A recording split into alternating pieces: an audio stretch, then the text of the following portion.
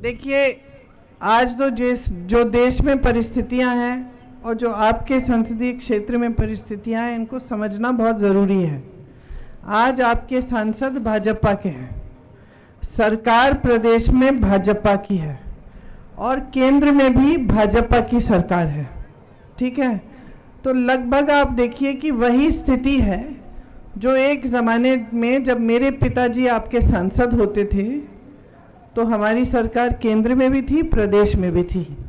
अब पिताजी ने कितने काम कराए, जो यहाँ बुजुर्ग बैठे हैं उनको याद होगा कि कितना काम हुआ अमेठी में, कि देश भर में अमेठी जाना जाता था, क्योंकि यहाँ पे बड़े बड़े उद्योग खोले गए, बड़ी बड़ी सड़कें बनी, यहाँ पे तमाम ऐसे काम हुए जिससे रोजगार बना, खेती हुई। मैं पिछली मीटिंग में बता रही थी कि जब मैं छोटी थी और यहाँ आती थी तो मुझे सफ़ेद सफ़ेद ज़मीन दिखती थी, तो मुझे याद है, मुझे समझ में नहीं आता था कि क्या है।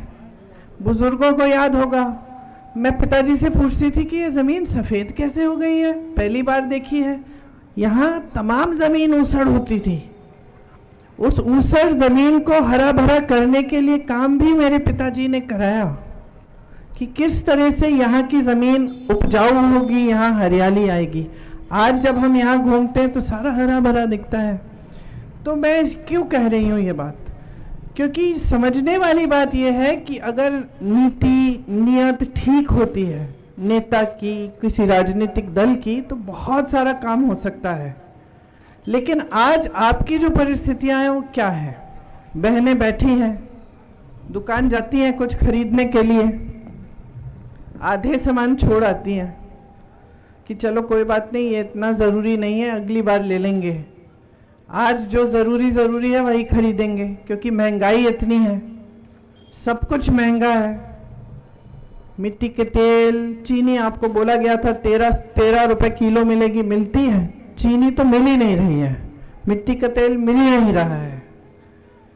पेट्रोल डीजल महंगा, सब्जियां महंगी, सब कुछ महंगा है। मतलब ऐसी एक चीज नहीं रही जो सस्ती है, जो आप कह सकते हैं इसका अच्छा भाव है, मैं खरीद सकती हूँ, है कि नहीं? आज आप मेहनत करती हैं, पूरा परिवार मेहनत करता है, आप खेती में करेंगी या कहीं मजदूरी की करेंगी, फिर भी घर आके मेहनत करेंगी। घर आएंगी तो खाना पकाना, घर की सफाई, घर का देखभाल, परिवार के सदस्यों का देखभाल, है कि नहीं? इसके साथ साथ किसान खेती में मेहनत कर रहा है, उसकी कमाई नहीं हो रही है, क्योंकि उस के भी जितने भी खेती के सामान है उस पर भी टैक्स लगा हुआ है, जीएसटी। अब वो कमा नहीं पा रहा है, तो मजदूरी भी कम रख रहा है खेत पे, तो फिर लोगों को रोजगार भी कम मिल रहे हैं। किसान की ये परिस्थितियां हैं कि रात को बैठ के मचान लगे हुए हैं, तमाम मैं आ रही थी, देख रही थी, सब मचान लगे हुए हैं, क्योंकि आवारा पशु आपके खेत चल रहा है। सालों से ये समस्या चल रही है, किसी की सुनवाई ही नहीं है। दिन में काम करते हो, रात को जाके खेत में बैठते हो अपने खेतों को बचाने के लिए। जिसके पास थोड़ा बहुत पैसा है वो तो ठीक है, वो कुछ बना सकता है रोकने के लिए, लेकिन जिसके पास नहीं है वो क्या करे? आप बच्चों को बड़ा करते हो, मेहनत से शिक्षित करते हो, कभी कभी कर्ज लेना पड़ता है, बच्चे का ट्यूशन देना पड़ता है, कोई भर्ती की परीक्षा दे रहा है, कोई नौकरी के लिए कहीं इंटरव्यू के लिए जा रहा है, लेकिन क्या रोजगार मिल रहे हैं? आज अपने बच्चों का भविष्य आप बनाने की पूरी मेहनत करते हो, लेकिन सरकार की तरफ से कोई समर्थन नहीं मिलता। सरकार की तरफ से ऐसी स्कीमें आ रही हैं कि सेना की भी भर्ती जो है उसको 5 साल की कर दी है। वहाँ जाओ सेना में, वापस आओगे फिर से बेरोजगार, फिर से नौकरी ढूंढोगे। तो इतना प्रशिक्षण करते हैं बच्चे, मैंने खुद देखा अपनी आंखों से, 3-4 बजे सुबह उत्तर प्रदेश में गांव में दौड़ लगाते थे छोटे छोटे बच्चे भी, कि हम अभी से लगा रहे हैं, बड़े होके सेना में भर्ती होंगे। उनकी सारी उम्मीदें टूट गई हैं। एक ज़माने में सब सरकारी रोजगार चाहते थे, मुझे याद है यहाँ भी जब आती थी तो सबको सरकारी रोजगार, और बहुत सारे पिताजी के समय मिले भी। आज दिल्ली में जहाँ जहाँ जाती हूँ, एनडीएमसी में सरकारी नौकरियाँ, तमाम अमेठी के लोग हैं वहाँ। आपका तो ये होता था कि अमेठी के हैं तो प्रधानमंत्री के ऑफिस में आते थे, सारे दरवाजे खुले होते थे आपके लिए। जो बुजुर्ग हैं उनको याद रहेगा। क्यों? क्योंकि एक रिश्ता था सेवा का। प्रधानमंत्री थे लेकिन झुक के आपके पास आते थे, अहंकार नहीं दिखाते थे, आपके घरों में जाते थे, खुद गाड़ी चला के जाते थे। उनके बाद माता जी आई, माता जी ने खूब सेवा की, भैया आए, भैया ने सेवा की। फिर एक नई तरह की राजनीति आई क्षेत्र में। जो आपकी आज सांसद हैं वो क्या इसलिए आई कि आपके प्रति कोई प्रेम थी, श्रद्धा थी? वो तो इसलिए आए कि राहुल गांधी को हराना है। वो तो इसी एक मकसद से आई ना यहाँ, उस मकसद से आई। अब आपके घरों में घुस के गुरदुरिया करा के कि भगवान के नाम पे वचन दो कि भाजपा को वोट दोगे, और आप ठीक है, कुछ लोग तो गुमराह भी हो गए।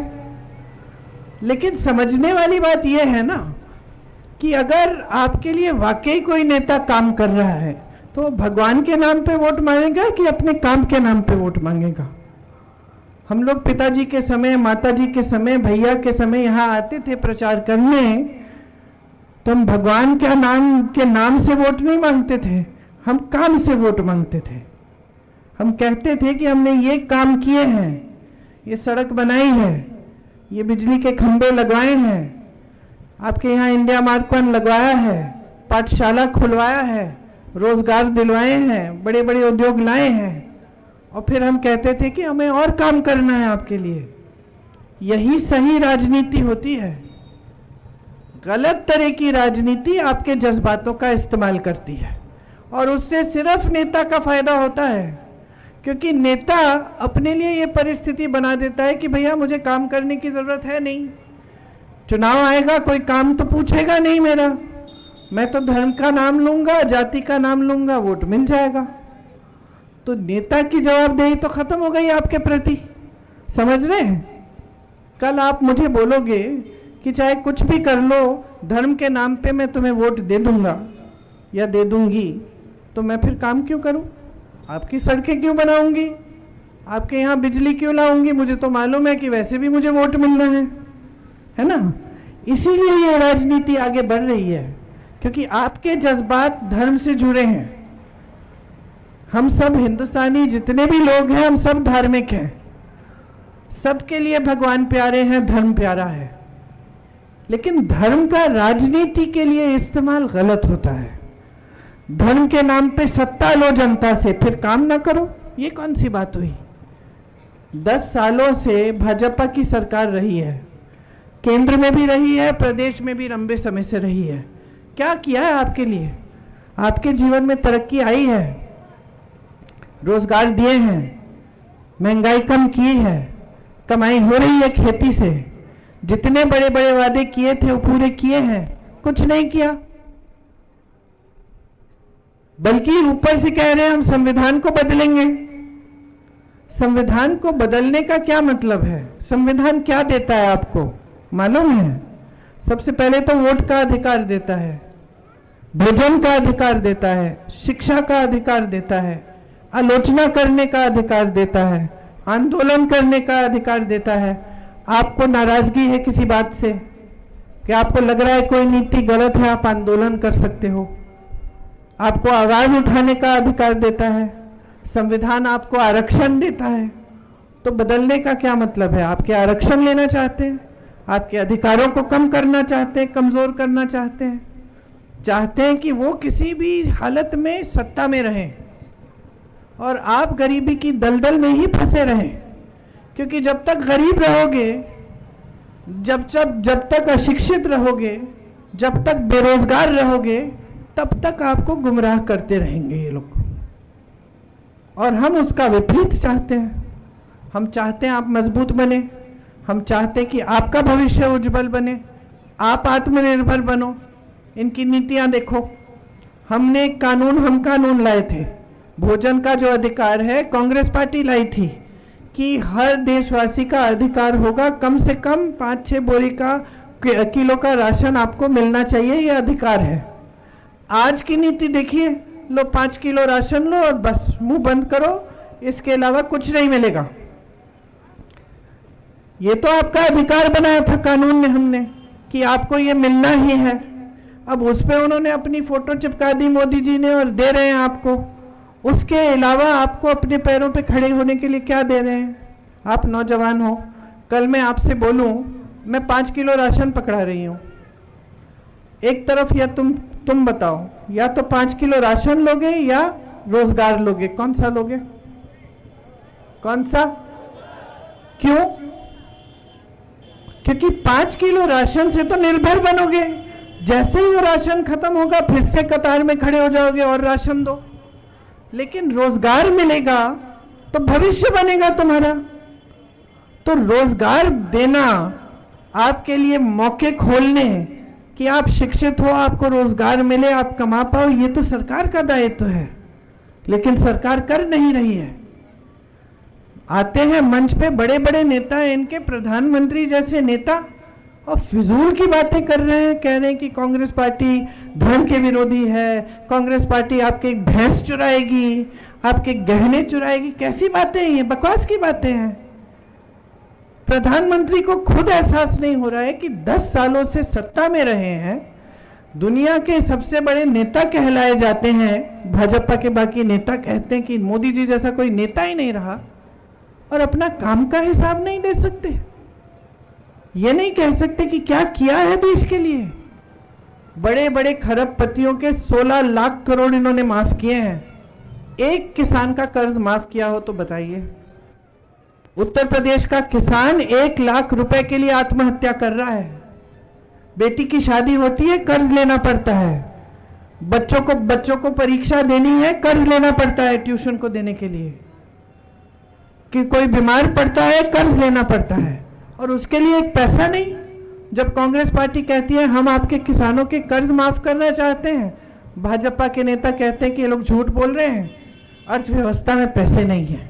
अच्छा, तो फिर आपने 16 लाख करोड़ कैसे माफ किए बड़े खरबपतियों के? ये बड़े बड़े खरबपति जिनकी शादियां हम सोशल मीडिया पे देखते हैं, बड़े बड़े गहने, इतनी बड़ी बड़ी पार्टी, पता नहीं क्या क्या कर रहे हैं, इनके पास ये पैसे कहां से है? ये आपके पैसों से इनके कर्ज माफ हुए हैं, और आपका एक पैसा माफ नहीं है। आपके लिए एक ऐसी स्कीम नहीं है, प्रोग्राम नहीं है जिससे आप फूलो। जहां जहां से रोजगार मिलता था सब अपने बड़े खरबपति दोस्तों को सौंप दिया। सोचो, आज देश का कोयला, देश की बिजली, देश के बंदरगाह, देश के हवाई अड्डे, देश की सड़कों का ठेका किसके हैं? सब बड़े बड़े खरबपतियों के हैं। सब उनको सौंप दिए गए हैं। यहां से रोजगार मिलता था। मैं छत्तीसगढ़ में कोयले के खदान में गई, उसका निजीकरण हो गया। अब सब बड़ा खरबपति तय कर रहा है।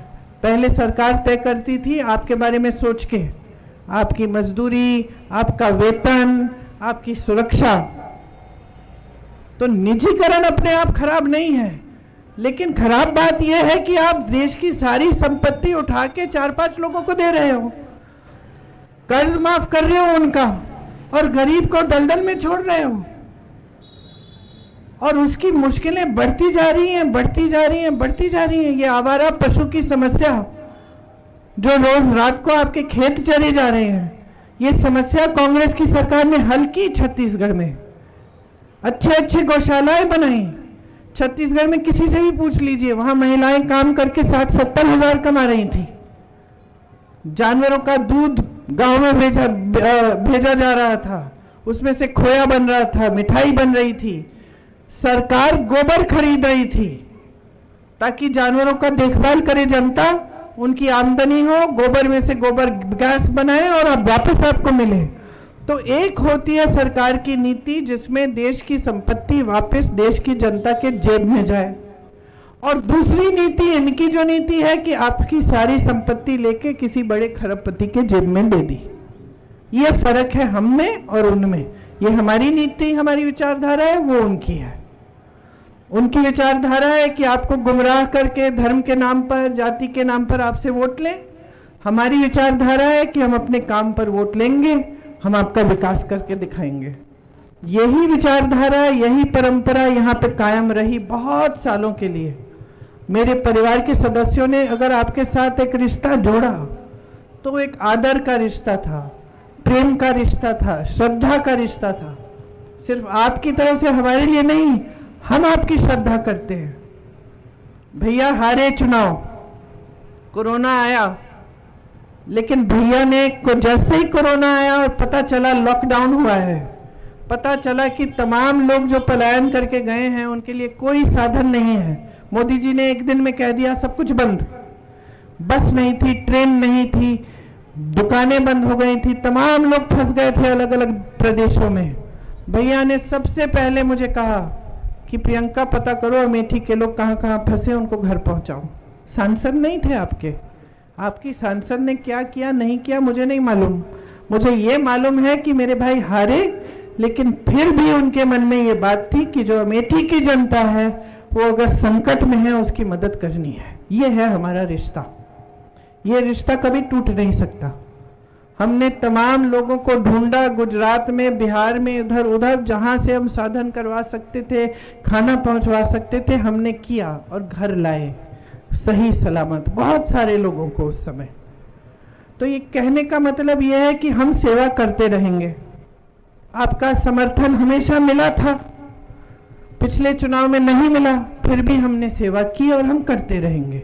आज किशोरी लाल शर्मा जी आपके प्रत्याशी हैं।